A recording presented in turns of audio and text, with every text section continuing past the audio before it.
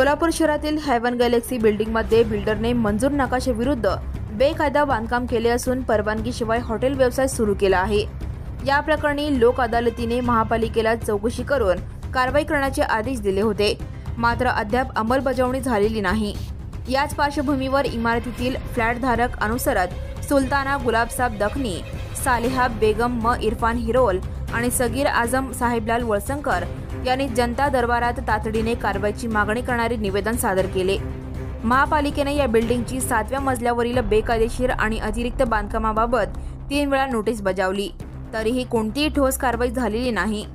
फ्लॅटधारकांनी मंजूर आराखड्यानुसार बांधकाम, अतिरिक्त बांधकाम, क्षेत्रफळ आणि वाढीव मजल्यांची चौकशी करून अहवाल शासनाकडे सादर करावा, तसेच तात्काळ कारवाई करावी अशी मागणी केली आहे।